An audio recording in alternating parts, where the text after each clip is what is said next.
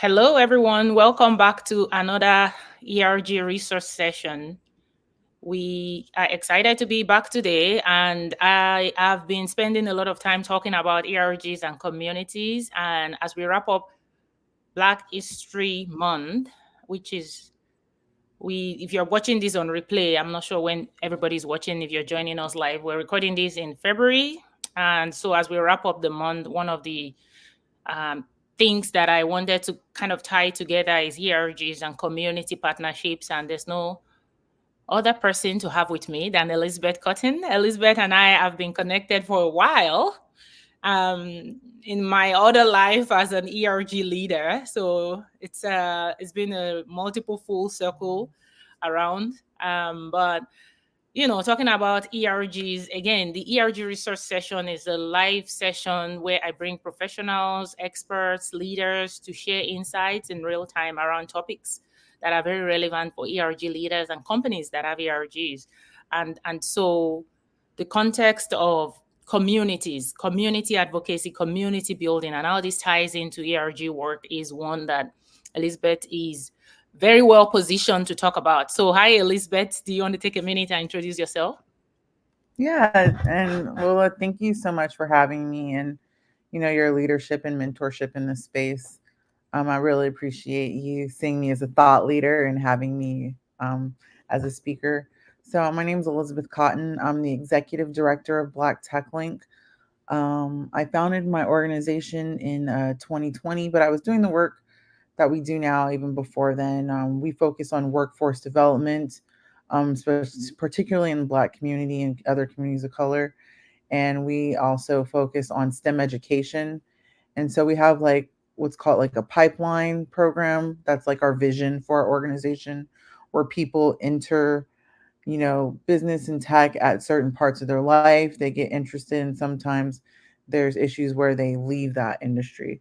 So our goal is to kind of keep them in the tech industry, and so we provide different programming at different parts of their career span. So we have um, opportunities for students, middle school and high school, where we kind of do like the soft introduction through like technical projects. And then we also have like an internship program for college students, teaching them like fundamental skills in business. We also have like networking opportunities for them to meet with professionals, gain that mentorship. And then we also work with like early career to mid career professionals, provide them opportunities to network. And then we also have kind of like a jobs board where we connect job seekers with employers looking to hire. Okay, well, that is a lot of stuff you're doing, and I think I think that's even just Black Tech Link. And when you say you started to work, I think I met you actually before 2020, and part of why I have been talking about about community partnerships in conversations with ERGs over the last couple of weeks is because of exactly what you described. Because you and I actually met while I was an ERG leader and looking Right. for opportunities to do more outside. And I think a lot of, depending on who is watching, if you have oversight on ERGs and you are overseeing what they are doing, their programs, their day-to-day activities, sometimes there's lack of visibility to what it takes for these ERG leaders to find the right partners who are aligned with their mission and then do the work. But it's very powerful when you do find an organization that can help scale all of the things that you're doing internally, because it's part of why I love nonprofits. It's part of why I love community organizations, because the passion is not lacking. We have people who have seen a gap, who have identified a need, and they are doing great work to activate it. And then ERG leaders comes in. They have some time provided by their company. They have some budget. They are able to partner. So um, yeah, you only talked about Black Tech Link. I know there's another one called Career Mingle. So do you want to talk about that? So Career Mingle does the same kind of a similar thing. That focuses more on like strictly workforce development, We provide like networking platforms. Like when we first met, we launched a virtual conference where we wanted to kind of help support soft skill development and networking for students of color. And so that was a really big initiative. And we also do like consulting for companies that are looking to kind of like diversify their approach, their outreach to talent acquisition. And so that is what we do at Career Mingle. Yeah, and I mean, and the theme is there. The theme is clear. Why? How did you get into this? Right? Like, where does that come from? Because I think it's Yeah. why you have multiple initiatives going on. It's why you have different platforms. But I still, see the thread around workforce development and people of color. So how did you get started in here, and then we'll go into some of the work that you're doing with ERGs. Yeah. So I actually got started doing this work in college. Like I was a part of an organization called Latino Business Student Association back in my days of my alma mater, Cal State Fullerton. And I didn't necessarily like, it was funny how I fell into that role. I was kind of recruited by the president at the time. You know, he said, like, I see that your major is international business, Portuguese. Do you want to be in the Latino Business Student Association? I said, sure. And he put me in this role as director of corporate relations. And, my role was to kind of connect with corporate partners and bring, mentorship programs to the organization to kind of help guide students in their career path. And I also had a lot of students at the time reach out to me. Like I'm pretty like resourceful when it comes to like getting jobs and internships. So I had this amazing internship where I was doing importing, exporting, and all the other international business students were like, Liz, how can we get that internship? And my first thing was like, well, let's, Cal State Fullerton's great, but it didn't have like, schools do what they can, and so it's important for organizations to kind of fill that gap. And so I saw that as an opportunity for my organization to fill that gap and need for students. And I reached out to, at that time, the Port of Long Beach, who has amazing like international business like internships for students. And I asked them to come and do like a presentation, and we had a really great turnout, not just of people in my organization, but throughout all of the other business associations. And, the international relations department was there. Like, and we had all these students and they got like so much out of it. And so, and it helped build their like business acumen and technical acumen. So they kind of had a better idea of like, is this the pathway that I want to go to now that I have a better understanding of like port relations and what they do. And that event was like so inspiring to me. And so I was like, I love doing that. Like, I just love kind of giving back. And so that kind of prompted me to kind of build my career on that. It was kind of like an unconventional pathway how I got there. Um, I volunteered for many years at the Los Angeles Urban League Young Professionals, where a lot of young people looking to kind of like figure out their career path as early career professionals. So I sat on like the board, professional development committee, marketing committee, and just kind of like rinse and repeat. I found companies that wanted to provide opportunities for ERGs to mentor, and then they're also looking to hire people as well, diverse candidates. So, after just doing those programs, I kind of found my niche and started to kind of do that, like on my own. And so I kind of started building upon like Black Tech Link before I started it back in 2017. And, unknowingly, I was just doing the work, and then I just decided to become like formalized back in 2020. But yeah, I've Yeah. been like I'm doing the work since, I don't want to date myself, but since I was in college. Yeah, no, but that's it. I mean, there's a lesson right there in the doing the work and then discovering that, wait, this is what I want to do, this is what I enjoy doing. I just Mhm. wanted to, give people insight even into that, because whenever I talk to entrepreneurs and we talk about a need, a specific niche that is being filled, there's usually a story behind it, and why that passion is just being nurtured, and why they come up with different strategies, because you know what you're trying to accomplish, and sometimes you have to pivot. And so as organizations look at partnering with community organizations, I think that kind of tying that back to ERGs. So for people that are listening, if they are ERG leaders or people that manage ERGs, and they are thinking about how do we find the right partners, how do we prioritize which ones, can you share some of the successes you have found with corporate partners? What was your entry point, and what was the connection? How did you find that alignment? Well, I think that the success of many ERGs, it comes from like a top-down approach. So if they're, um, the vision of the ERG is aligned with the vision of the company, and there's a strong commitment to DEI in the company's overall vision, I think that ERG will flourish. And so I look for partnerships with companies that like have that strong commitment to diversity, equity, and inclusion. And then I've also worked with companies that are trying to figure it out, you know.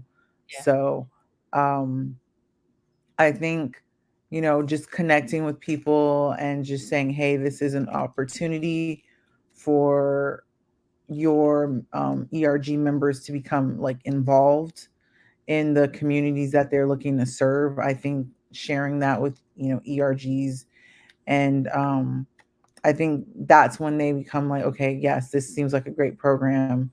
And right. I also provide opportunities for them to become really involved. Yeah, Um, whether it's through like, mentorship, volunteerism.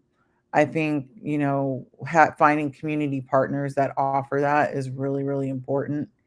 And then right. sometimes, like, you know, even if it's simple as just a sponsorship, you know, like it takes time to like build trust in any community of color.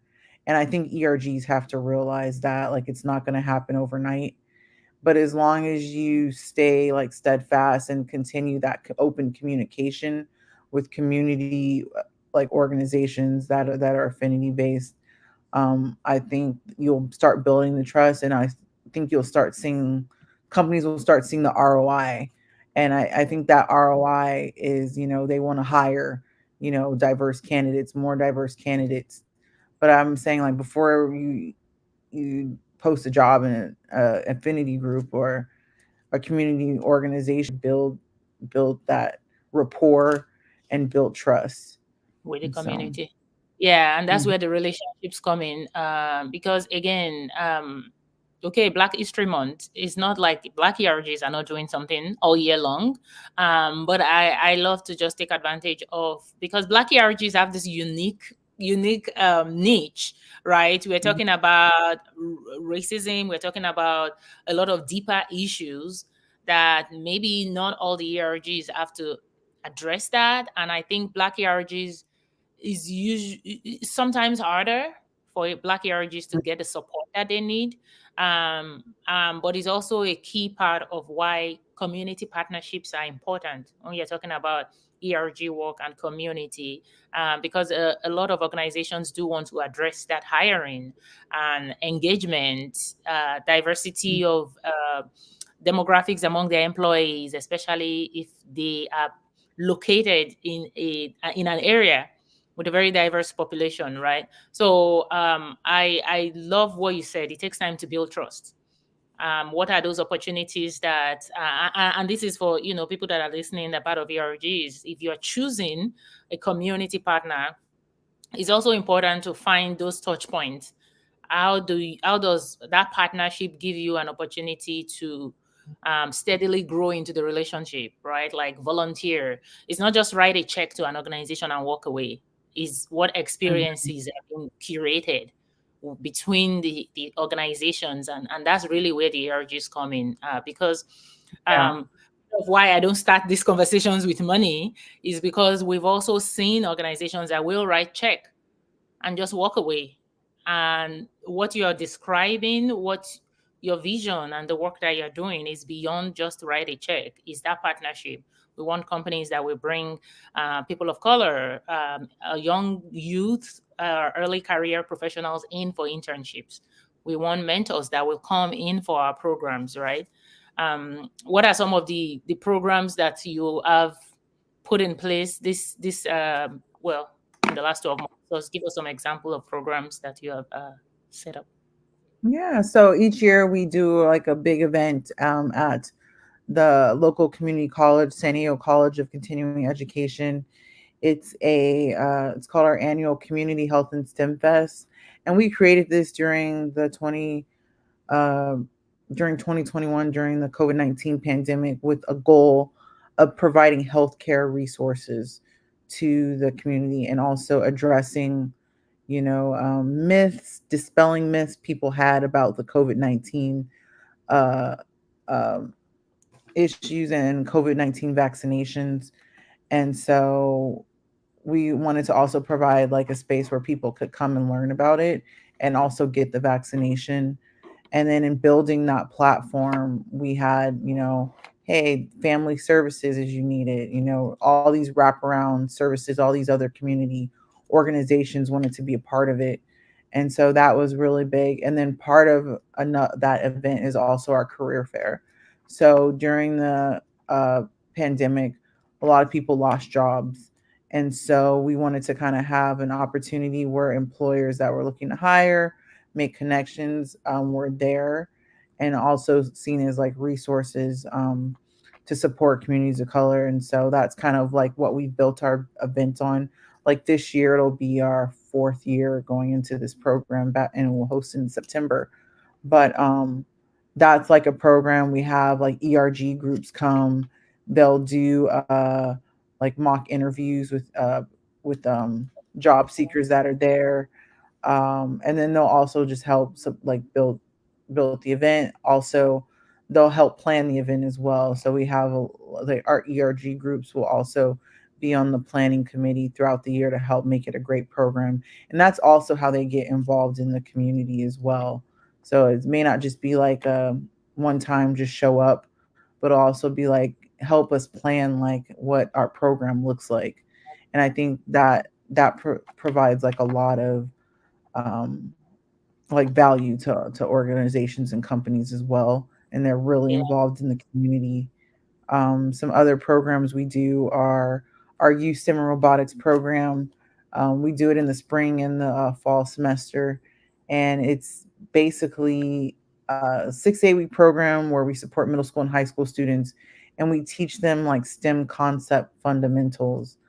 We teach them like you know, Python, we teach them coding, web development, a little bit of GIS training, and their employees are like, they're especially it's really important when ERGs like support our events and workshops, because the students we serve are, diverse students, and it's really important when ERGs come and the students Mm. can see someone that looks like them, in these Yes. amazing like tech roles. They can see themselves following in their footsteps. So that's another program that we have with ERGs as well. Yeah. So.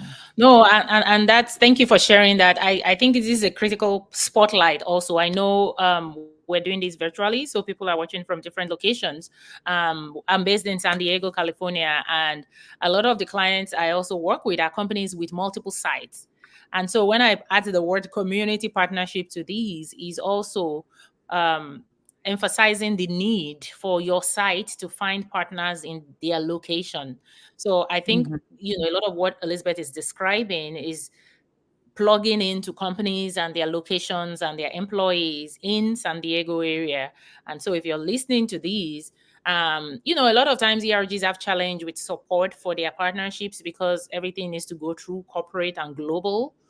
And so just also educating leaders around that. It's like you need to give your employees a chance to plug into the community where they live and work, Mm-hmm. because that's more, that's something that they can, that it's more powerful, more impactful for them. I live and work here, I get it, I want to be a part of the community and supporting workforce development in the space that I'm in. Yeah, there's a lot of like resources, ways to identify those community organizations. Every community, like major community, has some type of community foundation where all of the uh nonprofits are kind of like, get support from community foundations. I Mm, would say if you need help finding like a community organization to work with, tap into a community foundation and check out like what are some of the issues that they are looking to solve. And I'm pretty sure like ERGs can align themselves with some of those issues that they want to solve and identify those partners. um, a lot of community organizations are have like affiliates across every major city, right. right? So like I'm pretty sure you can find like a local Black or Hispanic Asian business of commerce like in every Yeah. major city, you Yes. know. Same with like national organizations like a SHIP, Society for Hispanic Professional Engineers, National Society of Black Engineers, SWEES, Society for Women. Those are in every should be in every major city. But it's also important to kind of identify like, not every organization has like a city affiliate. So it is very important to also identify those small niche like organizations that are making a really big impact in the community. Yeah. In San Diego, like there's my organization, we're doing what we can. There's a niche organization that is California based called Latina Geeks. They're having a really big impact in LA and Orange County and San Diego. So, there's like organizations that are like have like a national footprint, and then there's Right. organizations that are local. And I think it's really important for ERGs to identify both. Yeah. Yeah, and that makes a difference. We all fell into the virtual setup in 2020, Mhm. knowing that there's a lot of value there. But I think we cannot completely replace the value of in-person connections and also in-person events and volunteerism, as you said. So if you are an ERG and you have a certain location and site and area and organization that you want to check out with. A lot of organizations similar to Black Tech Link that Elizabeth is talking about and Career Mingle are located in your site, in your city, are already doing plugged in and doing amazing work. So look for opportunities to connect with them, to support them, and to also, because of the work you're doing, other organizations within that space. So putting in a plug for Elizabeth and Black Tech Link. If you want to reach out, if you're on LinkedIn, please connect with her. She's an amazing resource. Connect with her around, this is where our organization is going. We have our ERG chapters. This, when we talk about workforce development and talent pipeline and mentoring and internship opportunities, Elizabeth is very plugged into these communities and these work. So if you are in San Diego or not, you are able to get insight into what can I do, what should I be doing, what are the places I should be checking to find the right community partner. And in order to accelerate the work you're doing within the organization, you need the right partners outside who are already doing it at a larger scale. Mhm. So Mhm. um, I know we have a third party on the call who is sounding very present. So I'm going to try and wrap it up. But Elizabeth, did you have anything else to share as far as insights or feedback, or do you want to drop your email on the comment on well, Yeah. first, anything coming up in the next couple of weeks that people can get behind, virtual or in person? Yeah, so back in literally a month before the pandemic, we created this mentorship platform called Where Business, Law, and Tech Intersect. And the goal of the program was to highlight successful Black attorneys that practice areas of law pertaining to tech, IP, patents, licensing, environmental law, all of these things. And, we really just wanted to provide like a spotlight to kind of highlight these hidden figures like in the tech space. So in-house counsel at major companies. Last year, we actually had someone at your previous company, Thermo Fisher, be a speaker counsel. She was trademark enforcement counsel. But this year, we're going to be doing our fourth annual symposium. We do this program in partner with the law school, Cal Western School of Law and USD School of Law, with the goal of also supporting Black law students that are interested in maybe pursuing these areas of law where there may not necessarily be, mentorship or. And so that's going to be February 28th in Del Mar. And since we're entering our fourth year doing it in San Diego, we did it virtually during the pandemic. A lot of people were like, "Can you bring this to our city?" So this year we actually expanded it to Los Angeles and San Francisco. Earlier this week, we did our San Francisco symposium at UC Law San Francisco, and it was really great. And this on Tuesday, we're going to be doing our Los Angeles symposium at a company called Davis Wright Tremaine in Culver City in partnership with UCLA Law.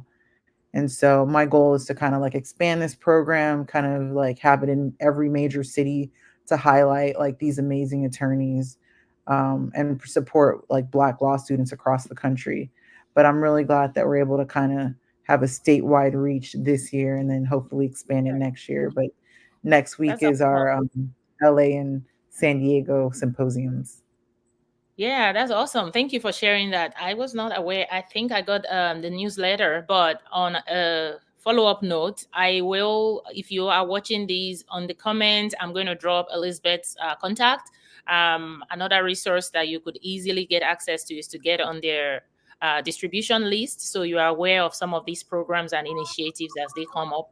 And I will volunteer Elizabeth's time if you have questions that are maybe specific to your region and to your community that you are looking for ways to plug and make the impact that is a priority for your organization. I think ERGs, which one to launch, what to do, who to partner with is really a choice.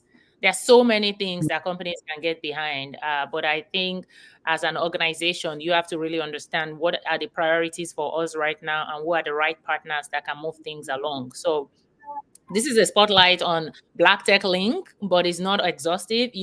Working, partnering with Black organizations as you try to improve the representation and the experiences of your Black employees, employees of color, is really important. Taking the time to build that trust and then curating programs that really matter to your employees. So thank you so much, Elizabeth, for coming on today. I Yeah, really thank you for enjoyed having me. yeah, yeah, and I'm looking forward to continued conversation and sharing the resources that I know you have. So thank you, everyone. Absolutely. Thank you.